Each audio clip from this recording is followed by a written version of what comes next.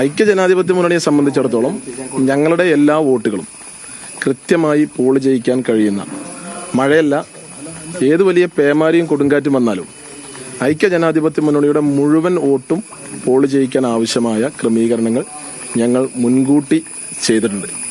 അതിൻ്റെ തികഞ്ഞ ആത്മവിശ്വാസമുണ്ട്. എന്ത് വലിയ പ്രതികൂല കാലാവസ്ഥ ഉണ്ടായാലും, പോളിംഗ് എത്ര കുറഞ്ഞാലും ഞങ്ങളെ അത് ബാധിക്കില്ല. പൂർണ്ണമായും ഈ തെരഞ്ഞെടുപ്പിൽ ഐക്യജനാധിപത്യ മുന്നണിക്ക് മികച്ച ഭൂരിപക്ഷത്തോടുകൂടി വിജയിക്കാൻ ആവശ്യമായ തയ്യാറെടുപ്പുകൾ മഴ മുൻകൂട്ടി കണ്ടു തന്നെ ഞങ്ങൾ ചെയ്തിട്ടുണ്ട്. പോളിംഗ് ശതമാനത്തിൽ ഇപ്പോഴത്തെ ഒരു കണക്കെടുത്ത് നോക്കിയോ? പോളിംഗ് ശതമാനം മഴയുടേതായ ഒരു പ്രയാസമുണ്ട്. പക്ഷെ ഞങ്ങളെ സംബന്ധിച്ച് കൃത്യമായി ഞങ്ങളുടെ വോട്ടുകളെല്ലാം കൃത്യമായി അത് പോൾ ചെയ്യിക്കാൻ ആവശ്യമായ കൃത്യമായ അറേഞ്ച്മെന്റ്സ് ഞങ്ങൾ ചെയ്തിട്ടുണ്ട്. എന്ത് വലിയ പ്രയാസം വന്നാലും ഇവിടെ തെരഞ്ഞെടുപ്പ് കമ്മീഷന് ചെറിയ ഒരു പാളിച്ച പറ്റി. ഇത് വളരെ സെൻസിറ്റീവ് ആയിട്ടുള്ള ഒരു ഏരിയ ആണ്.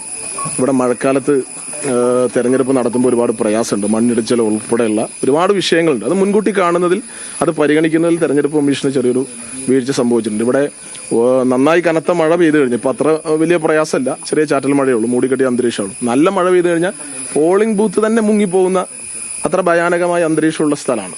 അവിടെ ഈ പ്രതികൂല കാലാവസ്ഥയിൽ ഈ മഴക്കാലത്ത്, മൺസൂൺ കാലത്തിന് മുമ്പ് തന്നെ തെരഞ്ഞെടുപ്പ് നടപടി പൂർത്തീകരിക്കാൻ കഴിയുന്ന സാഹചര്യം ഉണ്ടായിട്ടും അത് തെരഞ്ഞെടുപ്പ് കമ്മീഷൻ അത് മുൻകൂട്ടി കാണാൻ കഴിയാതെ പോയത് വലിയ ഒരു വീഴ്ച തന്നെ. വഴിക്കടവ് രണ്ടാം നമ്പർ ബൂത്തിലൊരു VVPAT ഇഷ്യൂ ഉണ്ടായിരുന്നല്ലോ. അവിടെ 50 പേര് വോട്ട് ചെയ്ത് കഴിഞ്ഞപ്പോൾ എന്തോ തടസ്സം എന്തോ ഉണ്ടായി, VVPAT പേര് തെളിഞ്ഞില്ല എന്ന് പറയുന്നു. അത് സ്വാഭാവികമായ ഒരു സാങ്കേതിക വീഴ്ചയായി ഞങ്ങൾ കാണുന്നില്ല. കാരണം അതിനകത്ത് ഞങ്ങൾ സംശയമുണ്ട്. ഞങ്ങൾക്ക് എന്തോ തണ്ണിക്കടവ് ബൂത്ത് എന്ന് പറയുന്നത്, ആ ബൂത്തിന്റെ ഏറ്റവും വലിയ പ്രത്യേകത ഈ നിയോജകമണ്ഡലത്തിലെ UDFന്റെ ഏറ്റവും കുത്തക ബൂത്താണ്.